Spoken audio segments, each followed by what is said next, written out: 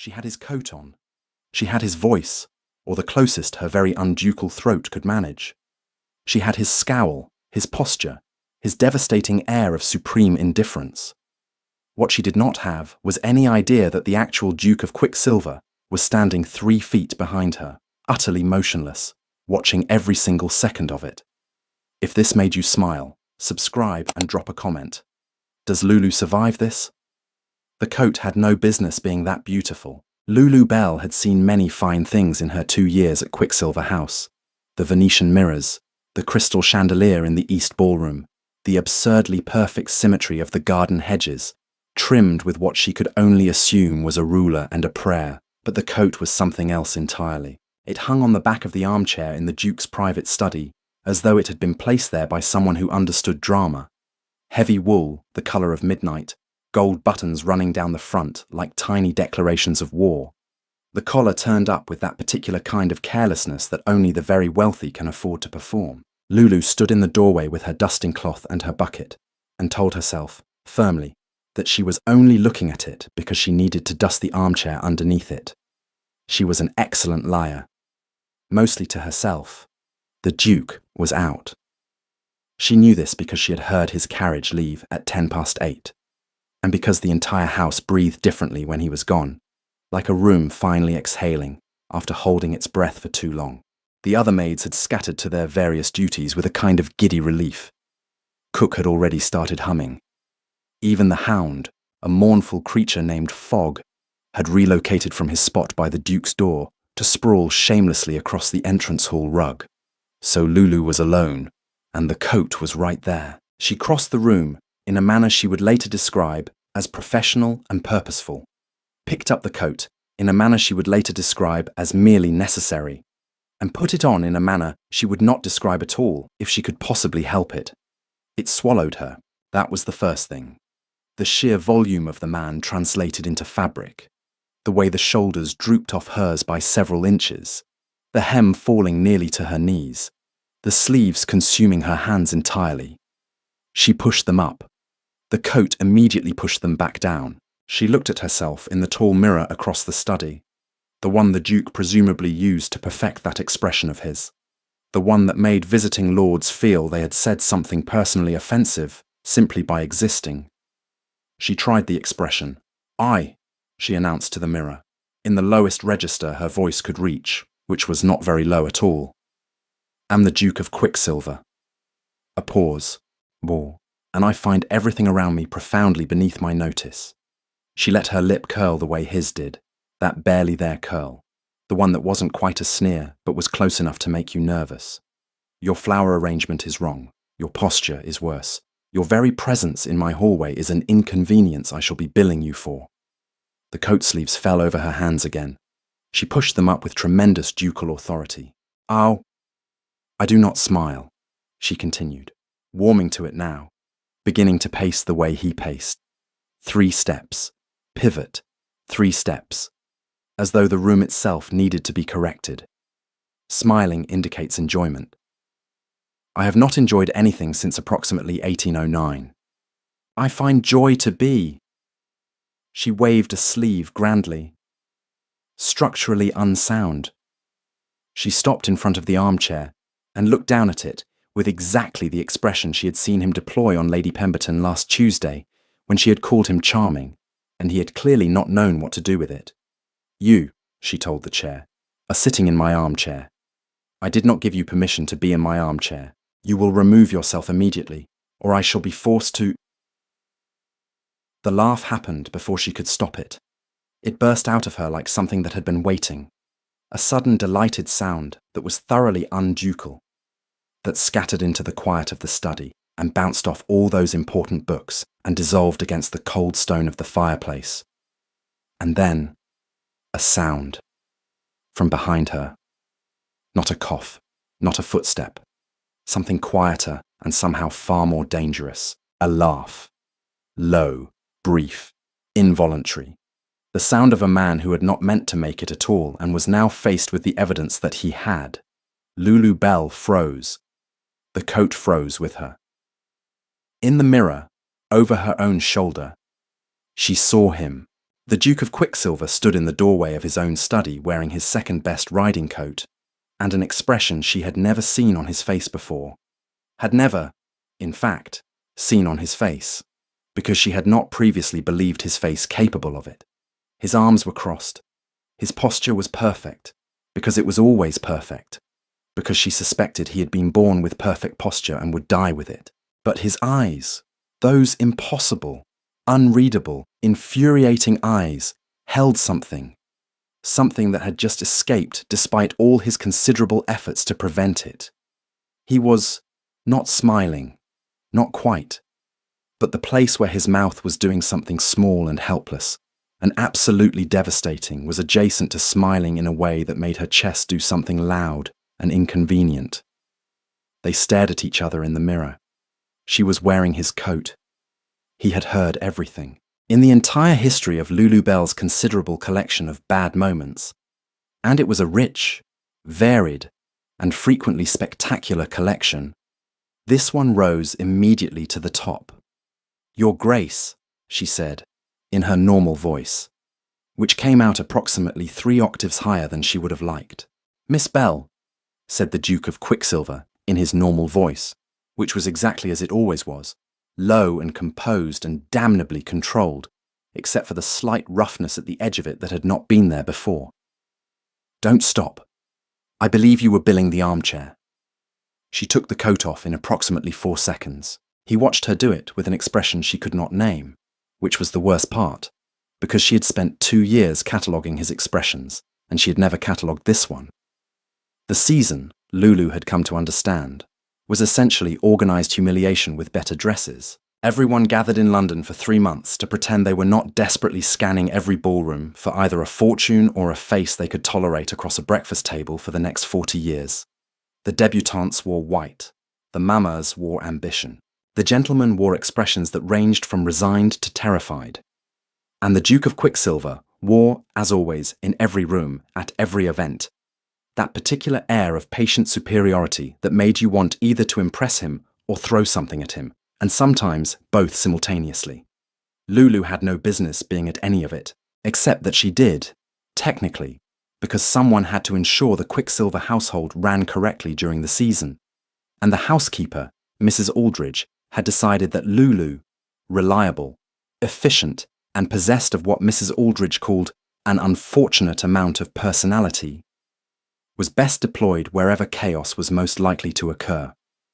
Chaos, it turned out, occurred most frequently wherever the Duke was. Not because he created it. He was, in fact, the opposite of chaos. A man so composed that the air around him seemed to organise itself out of respect. But chaos followed him the way weather follows certain landscapes.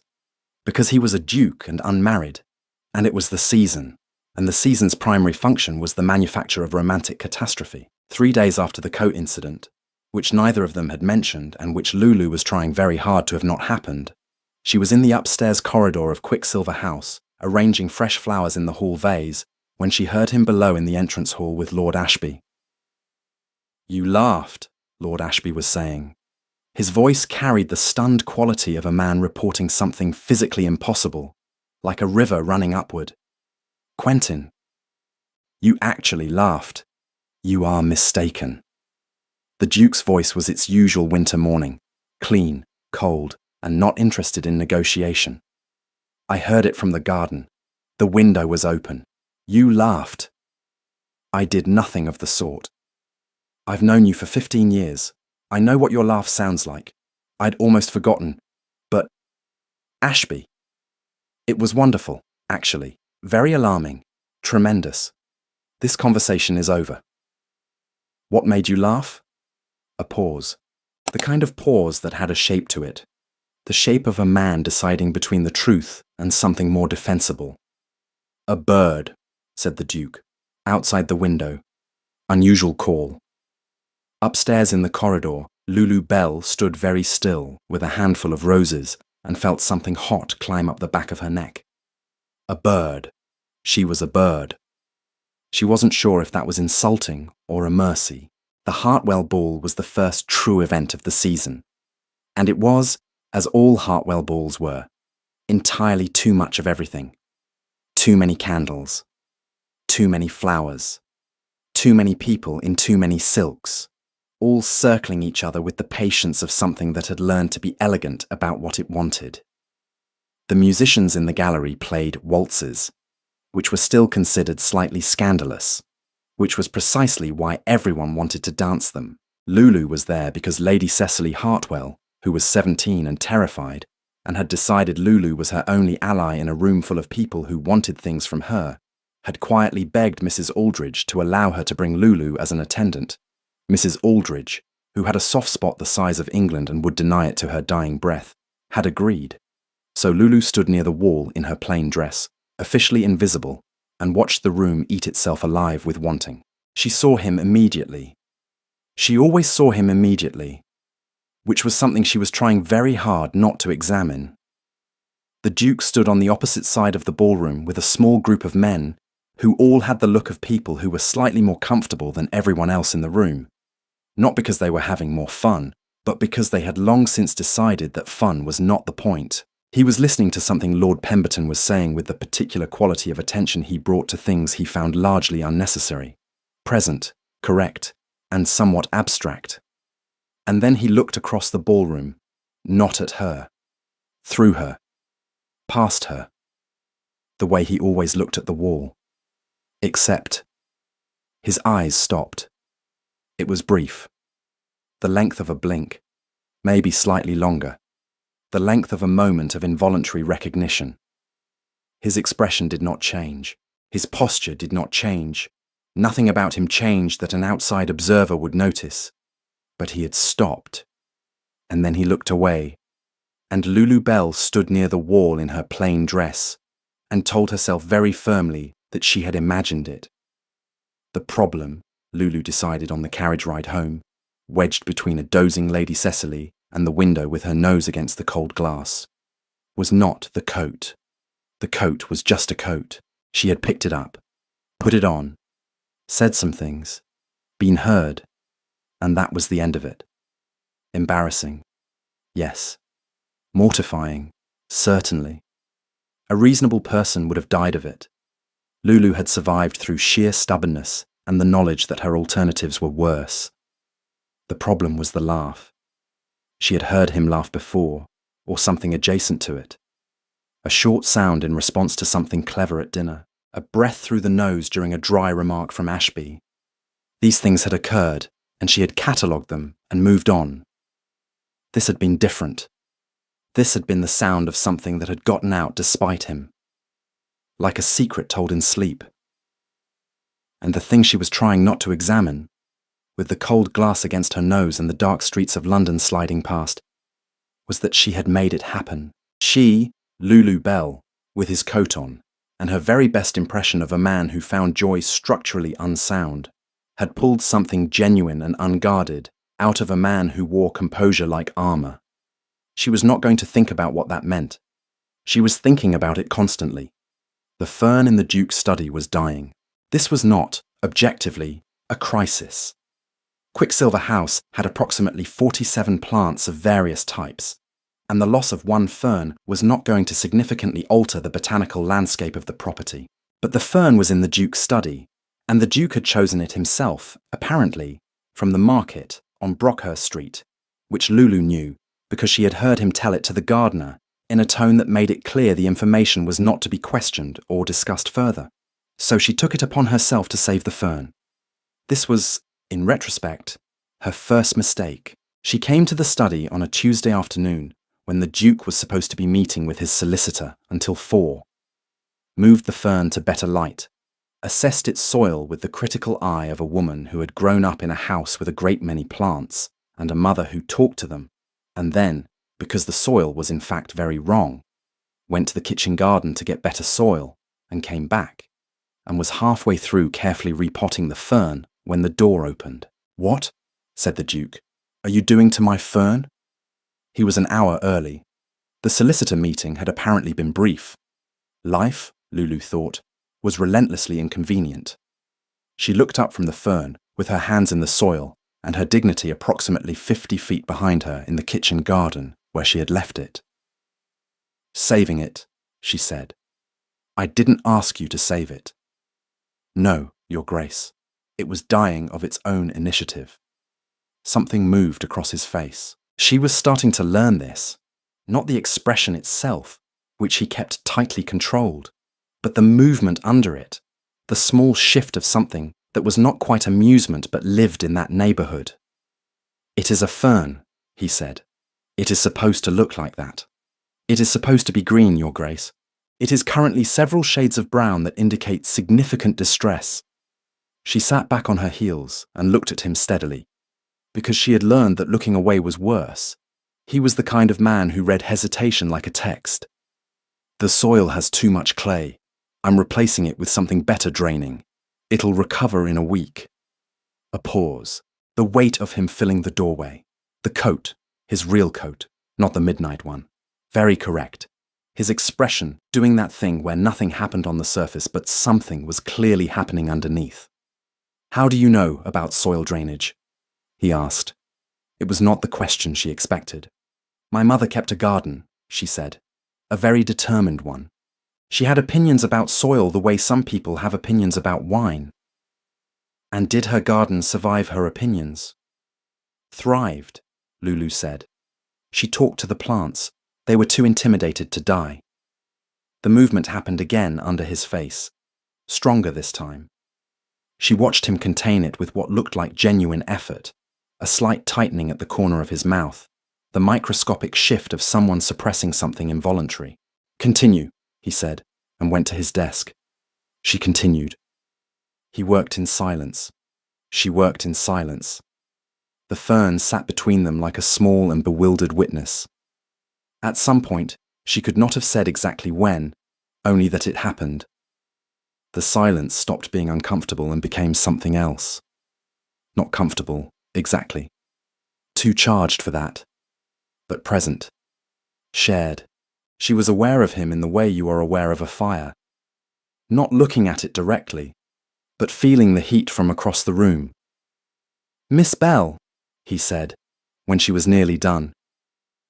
Your Grace. The coat. A pause. I am told I have never enjoyed anything since 1809. She stared at the fern very hard. You were also billing the armchair, he said, with the particular neutrality of a man reading from a very dry legal document. For services rendered, I assume.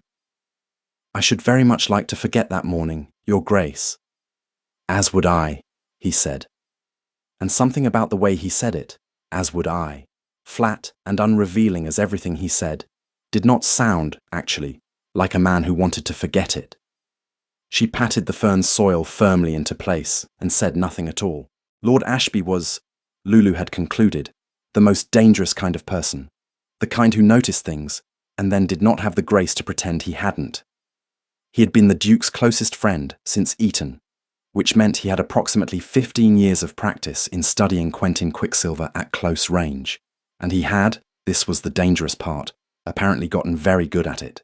He found her in the library on a Thursday, which was already wrong because visitors did not generally wander into the library on their own, and she was on the rolling ladder reaching for a volume on the top shelf, which meant she could not immediately escape.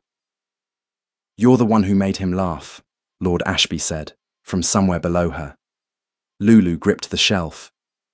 I beg your pardon, my lord. The bird story. He said a bird made him laugh. I've known Quentin for 15 years, and that man has never laughed at a bird. He barely tolerates birds. He finds them structurally inefficient. A pause. That was his word, actually. Inefficient. She came down the ladder with as much dignity as was available to a woman caught on a ladder in someone else's library, being interrogated by a lord, about an incident she was trying to have not happened. And I couldn't say, my lord. You're a very poor liar, Lord Ashby said, not unkindly. He leaned against the shelf with the comfortable posture of a man who was in no hurry. I'm not trying to make trouble for you. I genuinely want to know because... He stopped, and something more serious moved through his expression for a moment. I have watched that man be unhappy for a very long time, in the way that people who are very controlled can be unhappy, which is quietly and without any visible evidence and with great efficiency. And then he laughed, and I heard it from the garden. And I haven't heard that sound in years. Lulu looked at him. He looked back, and there was something in his face that was simply honest. No agenda, no amusement, just a man who was fond of someone and was saying so. I was wearing his coat, she said. Oh, and doing a... She searched for the word. A rather unflattering impression. He came in, he heard, She stopped. He laughed, and then it was over. And since then, nothing. She picked up the book she'd retrieved from the shelf and held it with both hands. Something to hold. We spoke about a fern. A fern, Lord Ashby repeated, in the tone of a man adding a data point to a file he was maintaining. And the fern was dying. Of course it was. He straightened from the shelf. You know what he's like at these things. The season, the whole business. He finds it, a dry breath that might have been a laugh, structurally unsound. She heard her own words back in his mouth and went very still. Lord Ashby smiled. It was a very warm smile, which was part of why he was dangerous. He quoted you at dinner, he said. To Ashby Sr., who was being an ass about something political. I don't think he knew he was doing it. He left her alone in the library with the book clutched to her chest and the specific feeling of a person who has realized, too late, that they have been walking towards something for a while without looking where their feet were going. The Pemberton dinner was small by season standards, only 30 people, which in Lulu's world was a crowd of significant proportions, but in this world was considered intimate. The Pembertons had a house that had more servants than her entire village, and they deployed them with the precise choreography of people who considered hospitality a military operation. Lulu was there because Mrs. Aldridge had lent her to Lady Pemberton as extra help for the evening, which was a thing that apparently happened, the lending of servants, like especially useful books. She did not speak to the Duke. She would not, at a dinner. She was barely visible, moving between tasks with the practiced invisibility of someone who had learned to take up exactly the right amount of space. He was at the table. She was not at the table. This was the correct order of things. She saw him look at her once. Once was enough. It was during the fish course, when she was clearing from the wrong side because Pemberton's footman had mismanaged the table arrangement, and she was correcting the damage as quietly as possible. The Duke was mid-sentence with Lady Harcastle on his right, and he stopped. Not noticeably. Not in a way that anyone else registered. He simply paused, found where she was in the room with the absolute minimum of movement, and then continued his sentence as though he had only paused for breath. Lady Harcastle did not notice. Lulu noticed.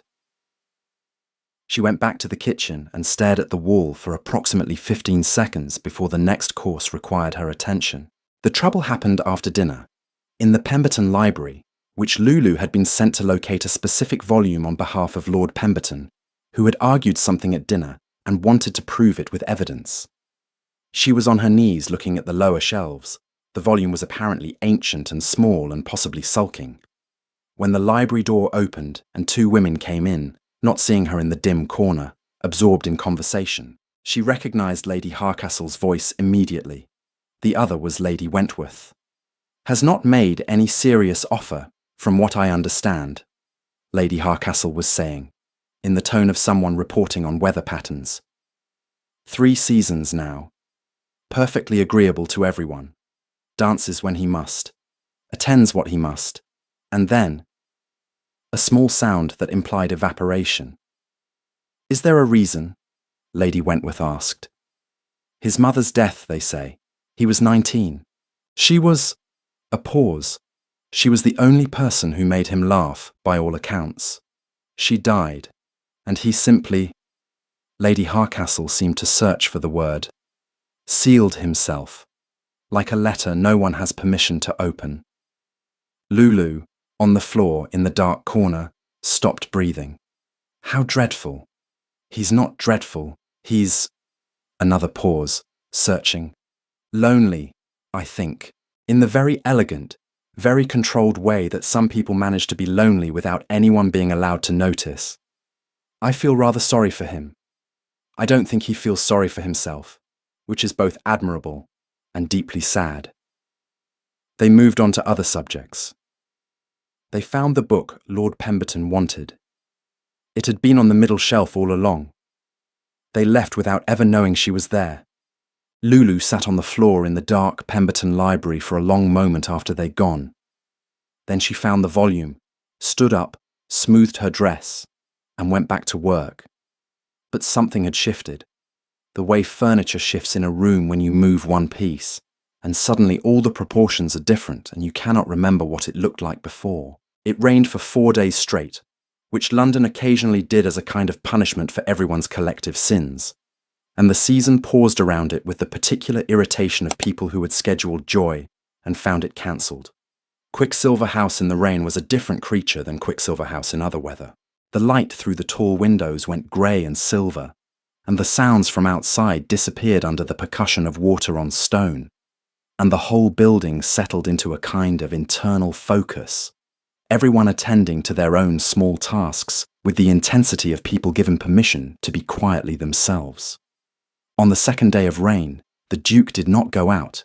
This was unprecedented enough that Mrs. Aldridge mentioned it twice, and Cook mentioned it once, and Fogg the Hound took it as an invitation and relocated himself to the study doorway, where he could be proximate to a human without committing to actual contact, which Lulu thought was relatable. She was dusting the books in the corridor adjacent to the study when she heard it. Music. Not the music of someone performing. Not the polished, careful sound of a man who played to demonstrate that he could. This was something different, halting, then flowing, then halting again. The sound of a person working through something they were feeling before they had words for it. The piano in the Duke's study was old and good and had not, to her knowledge, been played in the 2 years she had been in the house. She stood in the corridor with her cloth and let herself listen. The piece was melancholy, and then somehow not. It moved through something dark and came out the other side into something that could not quite be called hopeful, but was reaching in that direction. It broke off in the middle. A pause.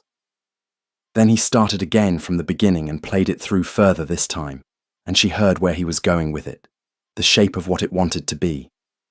She stayed in the corridor for longer than the books required.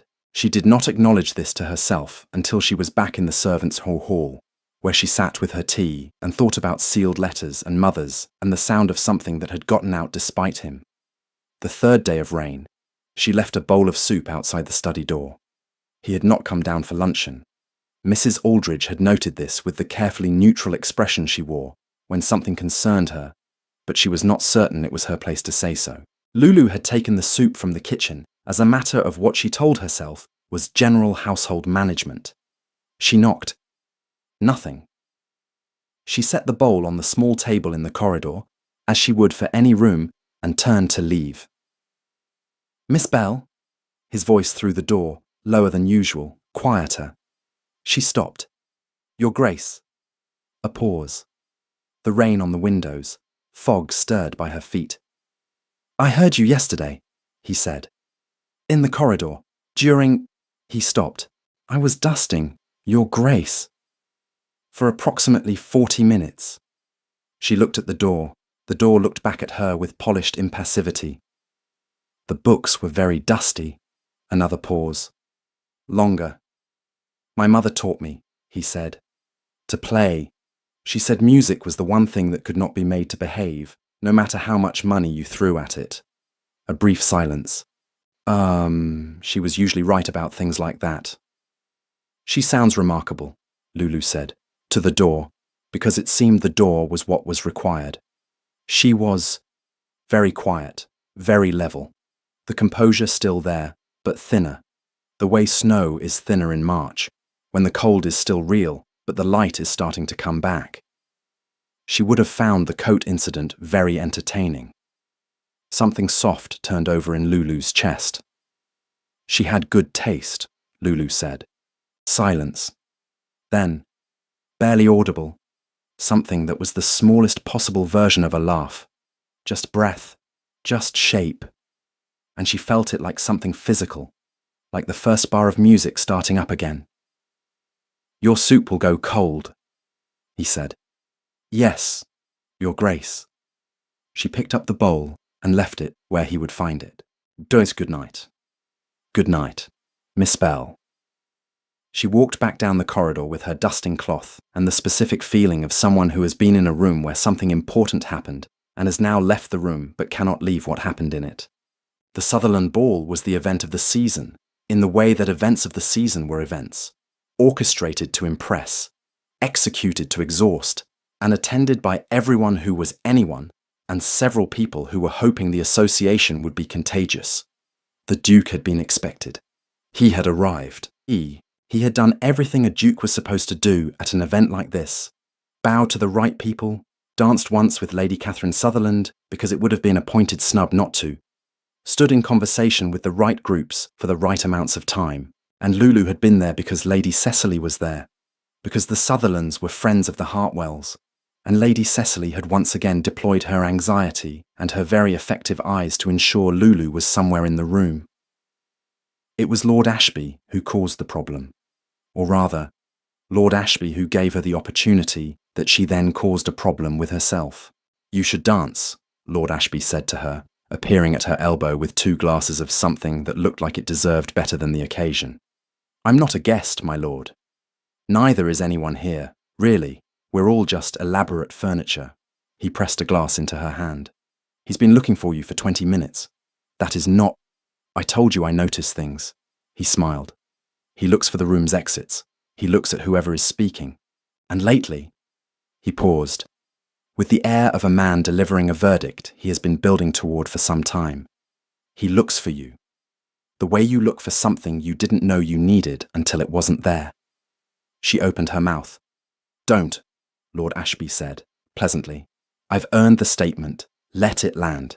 She closed her mouth.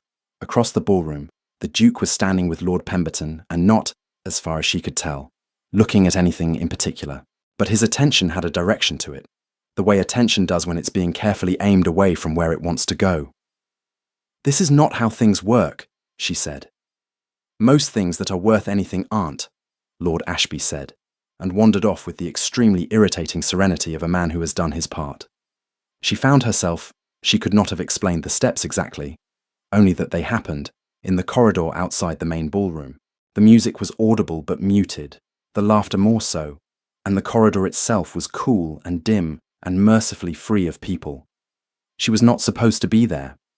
She was supposed to be near Lady Cecily, who was near the Hartwell mothers, who were near the punch, and the whole chain of proximity was disrupted by Lulu being in a corridor for reasons she was not examining. "You are very far from the ballroom," the Duke said. She turned. He was, somehow, also in the corridor. This was either coincidence or something else entirely, and the particular quality of deliberateness he brought to being in a corridor was not consistent with coincidence. "Your Grace." She straightened. "I needed air. So did I." He stopped a few feet away, close enough for conversation, far enough for every convention to feel satisfied, if any of the conventions had been present, which they weren't. "I have been meaning to..." He stopped. She waited. The Duke of Quicksilver did not begin sentences he did not finish. She had watched him for 2 years. He began nothing he did not intend to complete. "You left soup," he said. "It was raining," she said. "Yes." A pause. "It was, thank you, for leaving the soup. And for..." Another pause. This one longer. The shape of a man navigating terrain he doesn't have a map for. "For 40 minutes of dusting." She looked at him in the dim corridor light, the noise of the ball behind them like another world, and felt the full inconvenience of the situation with absolute clarity.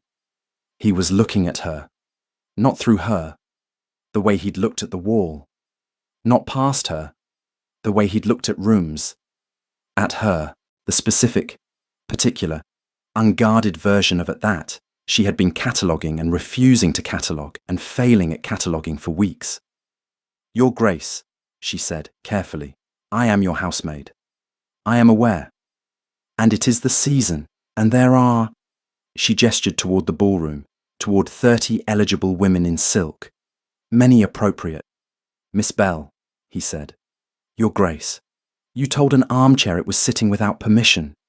His voice was even. His expression was even.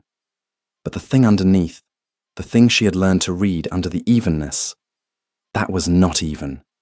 That was something else entirely. "You saved my fern. You left soup in a rainstorm. You stood in my corridor for 40 minutes pretending to dust books. And you..." His voice changed. Barely. The slightest roughening at the edge of it. "You made me laugh. In a way I had forgotten I was capable of." She swallowed. "That was an accident," she said. "I didn't know you were there." "I know." And something about his face then, the composure still there, always there, but thin as that March snow, the light coming through it. That's the part that was entirely... He stopped, collected himself. "That was the finest thing that has happened to me in a very long time, Miss Bell." The music swelled in the ballroom. Someone inside laughed at something, and the sound carried out into the corridor where two people stood 3 feet apart and slightly too aware of the distance. "We should go back," Lulu said. "We should..." He agreed. Neither of them moved. She avoided him for 3 days. This was not cowardice. She had a list of reasons that were all sensible, and none of them were cowardice. She was a housemaid. He was a duke. The season existed for the purpose of him finding someone appropriate to be a duchess, and she was not in any universe appropriate.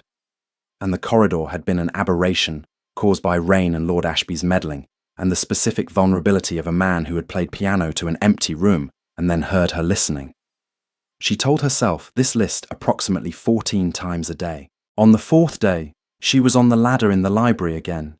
This was becoming a habit she would need to address when she heard him below. "The fern," he said, "has recovered." She did not fall off the ladder. This was a triumph of composure she felt she deserved credit for. "I said it would," she said, to the bookshelf. "You did." A pause. The sound of him in the room, present and deliberate. "Or are you going to come down from the ladder?" "I'm retrieving a book." "You've been on that shelf for 4 minutes. Either the book is extremely well hidden, or you're avoiding looking at me." She got down from the ladder. She looked at him. He looked back. In the daylight of the library, he was. She had never let herself look properly, had made a habit of the oblique glance, the catalogued detail, never the full unguarded look. He was exactly as he always was, composed, correct, irresistible in the specific way of something that doesn't try to be. And he was looking at her with the expression she had first seen in the mirror over her shoulder, the one she had no name for, the one that had never appeared in her 2-year catalogue. He was simply looking at her. No armour. The armour still there, technically. It was structural, she suspected, bone deep, but not deployed, not aimed at her. She was inside the armour, somehow, in the warm space of him where things were real. "I've been thinking," he said. "Your Grace." "Quentin," he said. "In here, in this room, just Quentin." The words sat in the air between them like something breakable. She had never said his name. She had thought it, occasionally, in the way you think words you're not supposed to say, quickly, guiltily, putting it away before anyone could see. But she had never said it. I've been thinking," he said again, "that the season is largely theatre, which I have always known.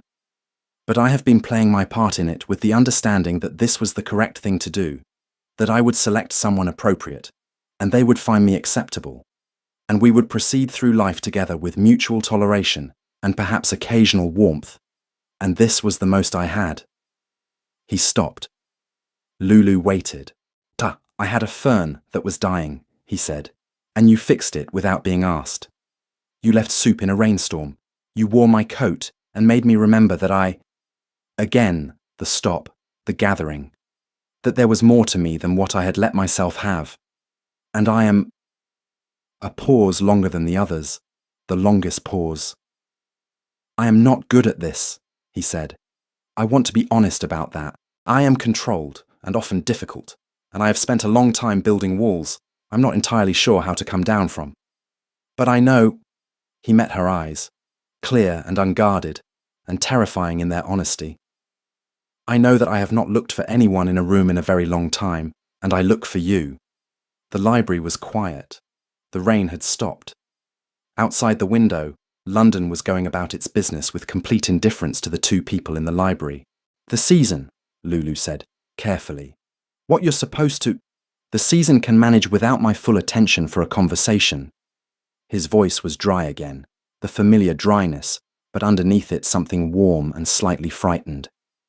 "I am not asking you to. I am not asking for anything. In fact, I am simply—" The faintest breath of something self-aware, almost rueful, "telling you, so that you know. Because it seemed important that you know. Because you are the kind of person who should know where she stands. And where you stand is—" "Quentin," she said. He stopped. She had said it. It was out now, breakable thing on the floor between them. She looked at it. Then she looked at him. "I know," she said. "Where I stand, I've known for a while. I just didn't—" She took a breath. "Think you did." The composure held. Of course it held. It was structural. It would hold under siege. But through it, like light through stone, when the light is bright enough, she saw it. The thing she had made happen in the coat. The thing she had heard through a study door in the rain. The thing he had apparently been carrying around in his very elegant, very controlled way. Quietly, without visible evidence, with great efficiency. She crossed the library, not all the way. She stopped 2 feet away, which was close enough that the whole world changed its proportions. "The coat," she said. "I was telling the armchair it had no right to be in your chair." She paused. "I feel the same way about all the appropriate women in ballrooms." Something happened on his face. It was not a smile, exactly. He was not a man who did things exactly, but it was close. It was adjacent to a smile in the way that a first bar of music is adjacent to everything the piece is about to become. It was warm and startled and very slightly helpless, and absolutely devastating in the way that things are devastating when they have been earned. "That is remarkably good to hear," he said, in a voice that had lost all its winter and left just the man underneath. It was Lady Cecily who said it first, which surprised everyone, including Lady Cecily. They were in the Hartwell sitting room. Lulu there because Lady Cecily had developed the habit of requiring her presence for any task that involved sitting still and enduring her mother's opinions, which was most tasks during the season. Lady Hartwell had been speaking at some length about the importance of correct associations, correct positions, and the correct order of things, with the particular energy of a woman who suspects she is losing an argument she has not yet technically started. "The correct order of things," Lady Cecily said, in a voice that was quiet and new and did not waver, "produced 40 years of your marriage to a man you described last Tuesday as structurally tedious. I don't think the correct order of things is doing as well as advertised." Lady Hartwell stared at her daughter. Lady Cecily looked back. Her hands were folded in her lap. Her spine was straight. She had, Lulu realized, been practicing this, had been standing taller since the season began, finding the edges of herself in small ways, and this was where it had arrived. "I think," Lady Cecily continued, "that Miss Bell is kind and clever and has more good sense than most of the people in this room. And I think the Duke of Quicksilver is the most intelligent man I have met this season, and I think intelligent people can generally identify what is good for them if society would have the grace to step out of the way." The silence that followed was the kind that has texture. "Well," said Lady Hartwell, after a moment. "Tea." "Yes," said Lady Cecily, pleasantly. Lulu looked at the girl who had been 17 and terrified at the start of the season, and was now something else, not older, exactly, clearer, like a window that had been cleaned. She did not say anything. But when they left the sitting room, she touched Lady Cecily's arm once, briefly, and Lady Cecily smiled the smile of someone who had been brave and found out it was survivable. The Duke of Quicksilver, it turned out, was formidably good at managing the opinion of society. This should not have surprised Lulu. He was formidably good at everything he considered worth his effort. But the particular method of it surprised her a little. He did not defend. He did not argue. He did not issue statements or call on allies or maneuver through drawing rooms with the careful strategy of a man managing a scandal. He simply proceeded, with complete, unhurried, ducal certainty, as though the matter had been decided and the world's opinion of the decision was an administrative detail to be resolved in due course. The first time someone made a remark, at the Sutherland card evening, something murmured by Lord Fentworth that was just audible enough to be meant to carry. Quentin turned and looked at him with the expression Lulu had once tried to replicate in his mirror, the one that made people feel they had said something personally offensive simply by existing. "I beg your pardon," the Duke said, with infinite, freezing courtesy. "I don't believe I heard you correctly." Lord Fentworth, who was not a brave man, decided he had said nothing at all. Lord Ashby, from across the room, raised his glass approximately 3 inches. Lady Harcastle, who had always had good instincts, quietly began telling people that she had thought it was a fine match from the beginning. Since no one could prove otherwise, this became, within a fortnight, the accepted version of events. Society, as it generally does, decided that the story it told about itself was the one in which it had always approved. Mrs. Aldridge asked to speak with Lulu on a Tuesday morning, which was either very good or very bad. And given the particular expression on Mrs. Aldridge's face, the one that was trying to be neutral and was only partly succeeding, Lulu was not certain which. They sat in the housekeeper's room with tea between them, which was itself unusual, and Mrs.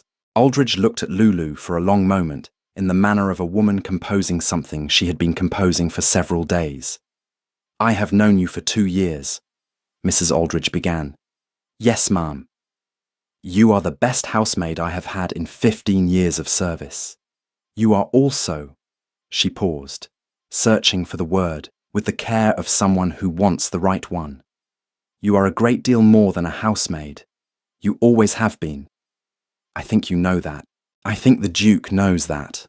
A beat. "I think you are frightened." Lulu looked at her tea. "I am," she admitted.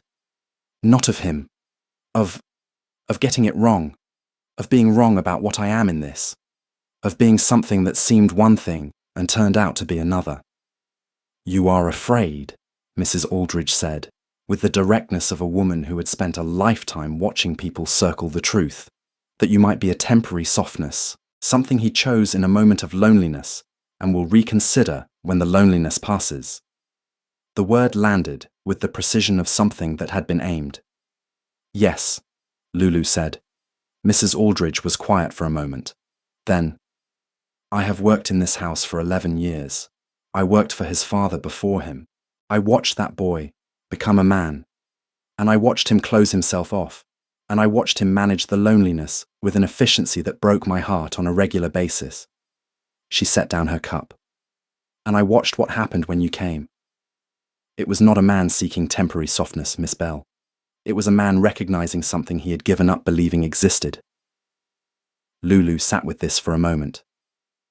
"He quoted me at dinner," she said, finally. "Without knowing he was doing it. Lord Ashby told me." "I know," said Mrs. Aldridge. "He also kept the fern on his desk after you fixed it. He has never kept a plant on his desk. He finds them distracting." The corner of her mouth moved. "He told me they were structurally inefficient." Something unknotted in Lulu's chest. Quietly, without drama, the way the best things unknot. Not in a moment of revelation, but in the slow recognition that the fear had already been answered.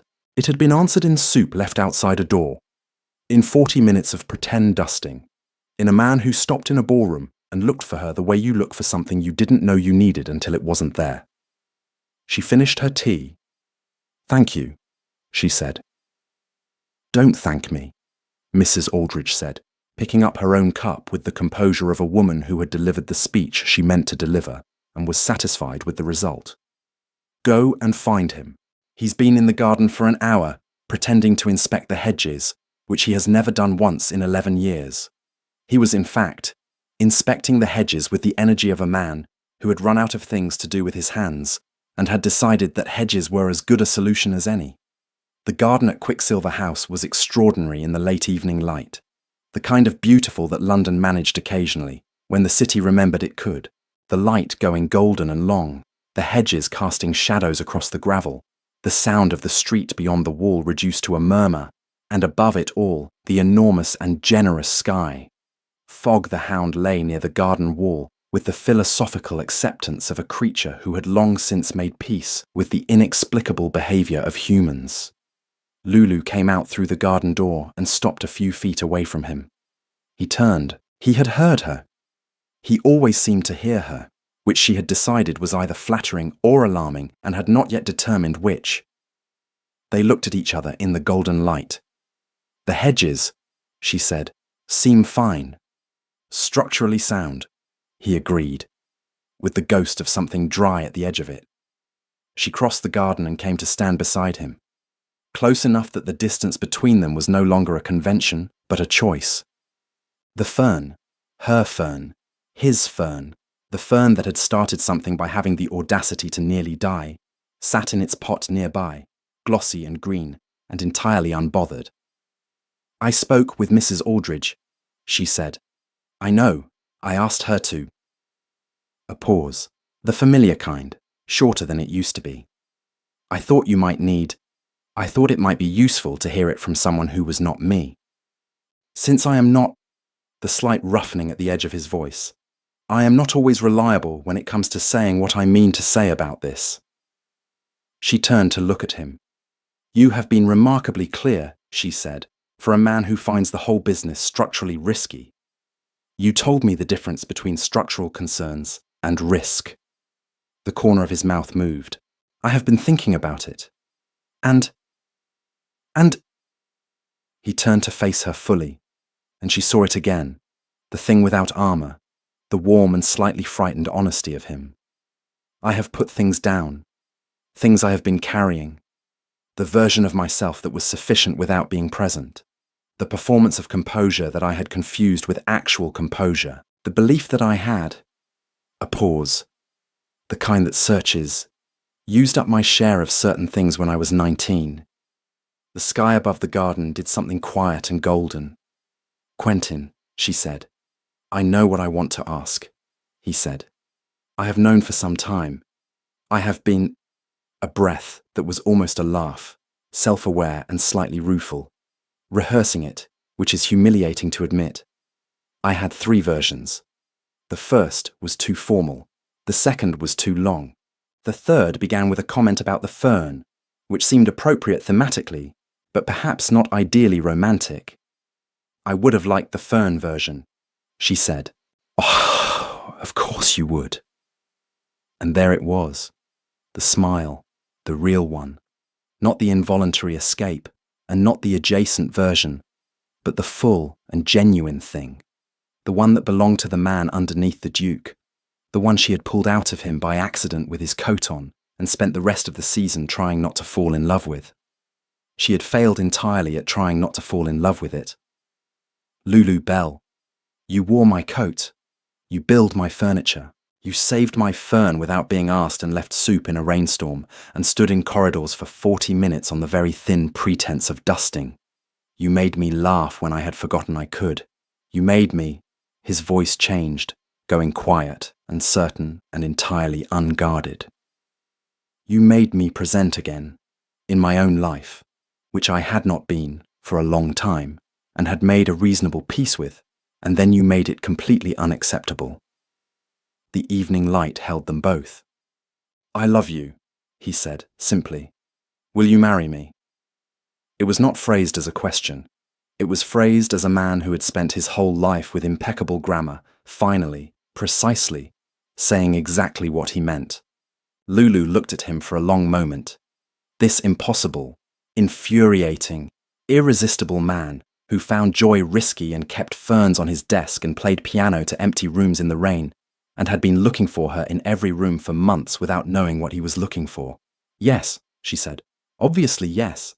I've known the answer since the library." Something moved across his face. Relief. Warmth. The particular helplessness of a man who has been granted something he had not entirely believed he would be granted. He reached out. It was the first time, in all of it, the coat and the fern and the rain and the corridors and the corridor at the Sutherland ball. This was the first time. And she felt it the way you feel the first bar of a piece of music that turns out to be the one you will remember all your life. His hand finding hers in the evening air, the warmth of it, the deliberateness. Not a man who did things by accident, but a man choosing, carefully and completely, to do this. His fingers closed around hers. She did not breathe for a moment. Neither did he. Fogg the hound lifted his head from the garden wall, assessed the situation, and put it back down with the wisdom of a creature who knew when he was not the main event. The fern version, Quentin said, after a moment, quietly, with her hand still in his, was going to begin. The fern recovered, and so have I, and I believe you are responsible for both, and I would very much like... Stop, Lulu said. That's better than what you said. I knew it was. You led with I love you instead of the fern, and I will never forgive you. I panicked, he said, with immense dignity. She laughed. He felt it. The laugh, the real one, the sound of her being entirely and brilliantly herself, and something in him that had been braced for a long time simply released, like a letter being opened, like a window being found in a sealed room. He raised her hand and pressed his lips to her knuckles. Brief, precise. The punctuation at the end of something rather than the beginning, because the beginning had already happened, and they both knew it, and had known it for longer than either would admit. Come inside, he said. Mrs. Aldridge will want to know the result, and she has been pretending not to watch from the kitchen window for 20 minutes. Lulu turned. Through the kitchen window, barely visible in the gathering dusk, the unmistakable silhouette of Mrs. Aldridge vanished with great dignity from view. She said she asked you to come find me, Lulu said. She did. She also said, and I quote, "Do not make a mess of it this time, Your Grace. You have been making a mess of it for 3 months, which I thought was a little harsh, but on reflection was entirely fair." I adore her, Lulu said. So do I, he said. Though I will deny it if asked. They went inside, through the garden door, into the warm and lamplit house, with her hand still in his, and the fern standing watch behind them, green and glossy and extremely satisfied with itself. It was Lord Ashby who told the story best, in later years, to anyone who would listen, which was most people, because Lord Ashby was a gifted storyteller, and the story was, objectively, extraordinary. He told it at dinners, he told it in country houses, he told it to his children, and then his children's children, who listened with the particular delight of people hearing about a world that was just far enough away to be romantic and just real enough to be true. He always began the same way. She was wearing his coat, he would say, and doing the impression, the scowl, the posture, the whole magnificent performance, telling the armchair it had no right to exist in the Duke's study. And he came in and heard every word, and he laughed, for the first time in years, out loud, involuntarily, like something that had been locked up and finally found the door open. And she turned and saw him in the mirror, and they looked at each other. He would pause here, with the timing of a man who had perfected the pause. And that was it, he would say. That was the whole thing. One laugh, and years of walls just began. It took a while after that, because he was Quentin and she was Lulu, and neither of them were the sort to rush towards something without looking at it from several angles first, but it began there. With the coat, with the laugh, with a woman who had no idea she was being watched, being entirely, brilliantly, catastrophically herself. Did they figure it out? The children would ask, and Lord Ashby would smile the smile of a man who had been right about this from the beginning, and had the grace to be warm about it instead of smug. Almost. They did, he would say. He proposed in the garden. He had 3 versions prepared and used none of them. He said, "I love you. Will you marry me?" Which she later told him was the least poetic thing anyone had ever said to her, And he said, I know. I had a much better version. And she said, then why didn't you use it? And he said, I panicked. And she laughed. And that was, in many ways, the whole marriage in miniature. Him being dignified, her being honest, and then laughter finding them both. A beat. Then, Lady Cecily Hartwell married a botanist she met at the Royal Society, which delighted her and baffled her mother. And she named her first daughter Lulu, which delighted everyone. And the fern, he would add, lived for 12 more years. I maintain this is significant. The children would laugh, somewhere across the room, or across the house, or across whatever years had collected between them. The Duke of Quicksilver would hear the laugh and look up, and Lulu Bell, the Duchess of Quicksilver, which she wore with the same energy she had once brought to wearing his coat, which is to say with tremendous commitment and slightly oversized sleeves, would look back, and they would know, as they had known since a garden in the last light of a season, since a corridor at a ball, since a rainy afternoon with a bowl of soup and a piano playing through a closed door and a hand found in the evening air for the very first time, that the things worth having are always the ones that require you to put something down to carry them, and that what you pick up instead is worth every bit of what it cost. If Lulu and Quentin made your heart do something inconvenient, leave a comment and subscribe for more. And if you're thinking about the coat right now, so is he. Always.